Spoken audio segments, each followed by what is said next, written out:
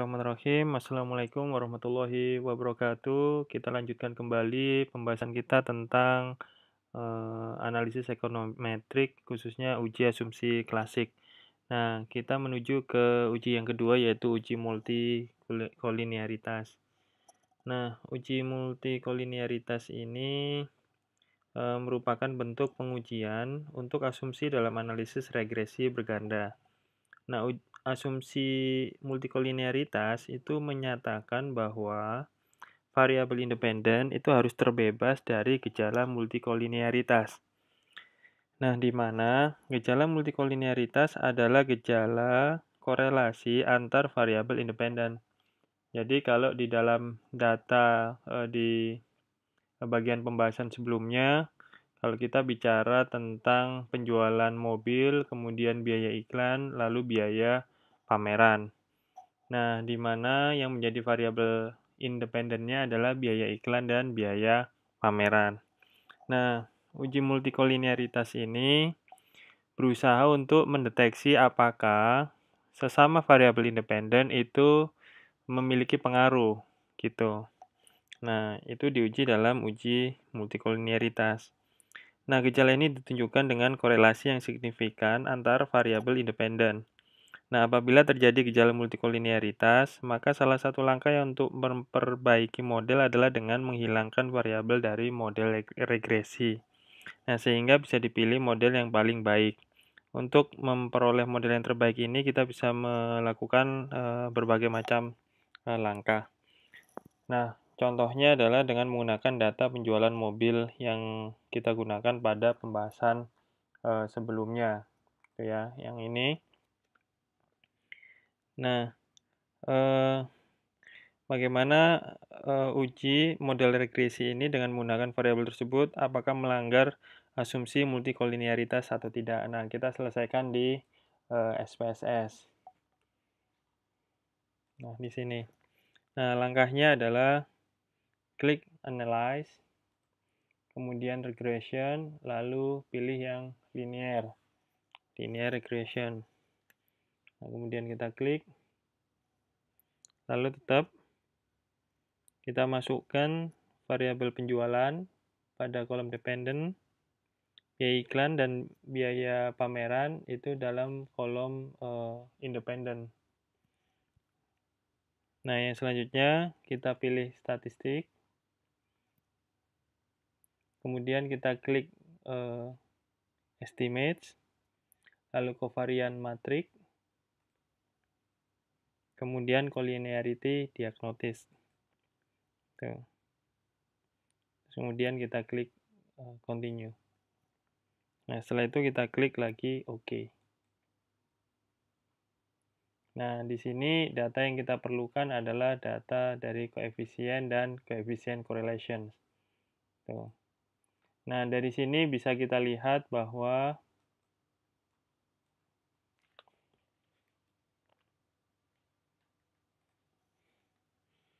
dari collinearity statistik terdapat kolom VIF atau variance inflation factor. Begitu. Nah, untuk melihat gejala multikolinearitas dari model kita tadi, maka kita dapat melihat dari hasil collinearity statistik ini. Nah, hasil VIF yang lebih besar dari 1 menunjukkan adanya gejala multikolinearitas. Nah, sedangkan nilai VIF yang mendekati 1 menunjukkan tidak adanya gejala multikolinearitas. Nah, dari sini dapat kita lihat bahwa nilai VIF-nya adalah 1,544.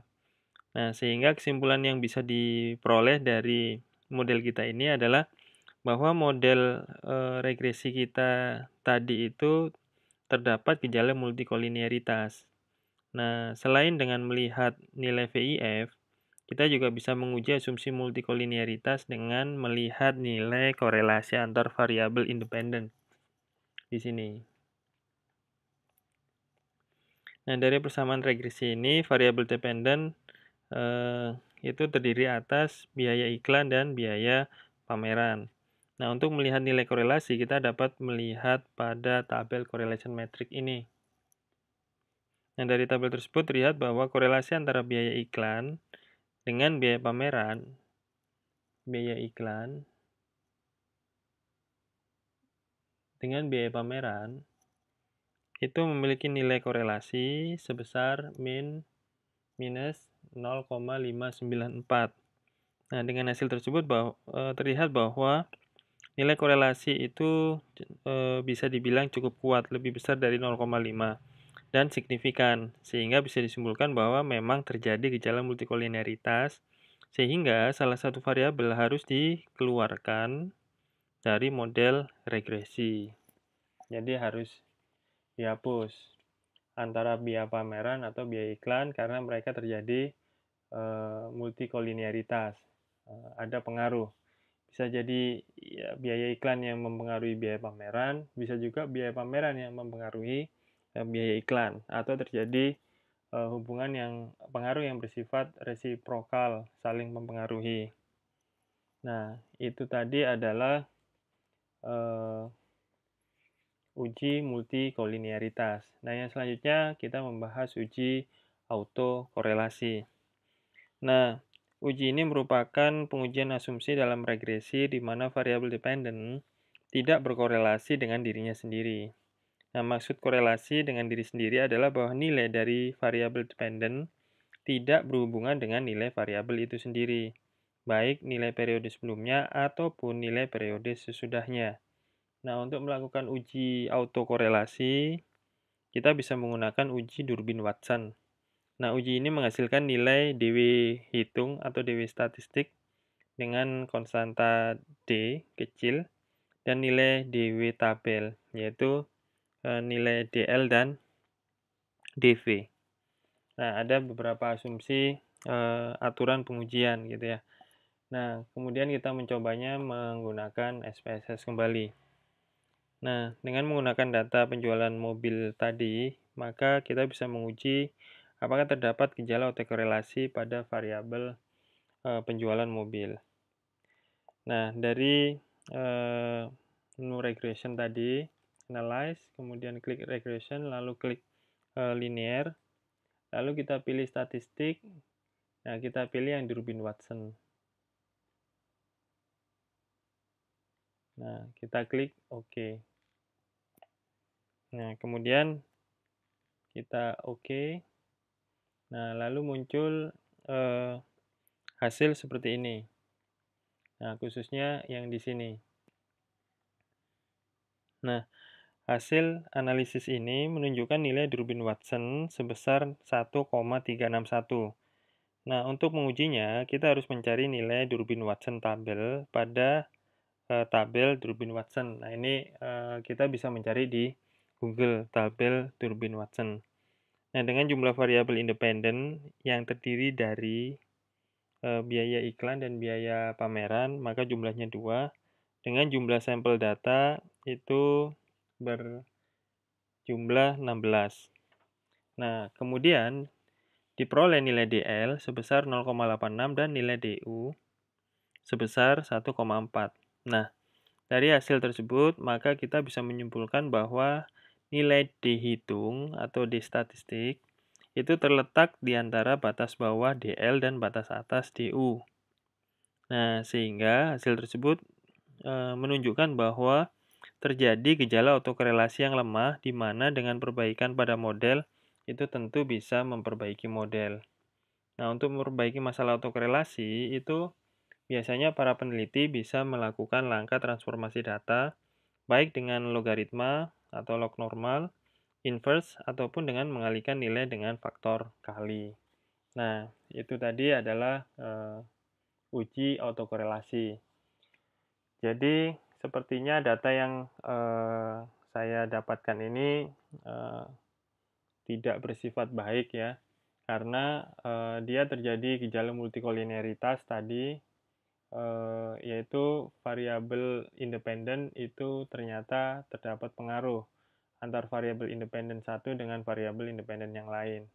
Terus kemudian dari hasil uji autokorelasi, ternyata data yang saya dapatkan juga terjadi gejala autokorelasi. Nah, gejala autokorelasi ini menunjukkan bahwa variabel itu memiliki hubungan dengan dirinya sendiri. Nah, seharusnya itu tidak boleh terjadi.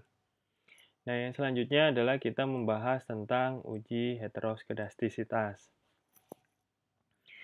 Nah, salah satu asumsi dalam regresi berganda adalah ini uji heteroskedastisitas. Nah, asumsi heteroskedastisitas adalah asumsi dalam regresi di mana varian dari residual tidak sama untuk satu pengamatan ke pengamatan yang lain, atau data satu ke data yang lain. Nah, dalam regresi, salah satu asumsi yang harus dipenuhi adalah bahwa varians dari residual dari satu pengamatan ke pengamatan yang lain itu tidak memiliki pola tertentu. Nah, pola yang tidak sama ini ditunjukkan dengan nilai yang tidak sama antar satu varians dan residual. Nah, gejala varians yang tidak sama ini itu disebut dengan gejala heteroskedastisitas. Sedangkan adanya gejala varians residual yang sama dari satu pengamatan ke pengamatan yang lain itu disebut dengan homokedastisitas. Nah, salah satu uji untuk menguji heteroskedastisitas adalah dengan melihat penyebaran dari varians residual. Nah, dengan menggunakan data penjualan tadi, maka kita bisa menguji persamaan regresi memenuhi asumsi heteroskedastisitas atau tidak. Nah, kita kembali lagi ke SPSS, kemudian kita pilih Analyze, Regression, lalu Linear, gitu. Nah, kemudian kita tetap memasukkan variabel penjualan di dalam kolom dependen dan variabel biaya iklan dan biaya pameran di kolom independen. Nah, kemudian dalam plot itu juga sama, Y berisi S residual, kemudian X itu berisi CP residual. Nah, yang selanjutnya kita klik continue, oke. Nah, kemudian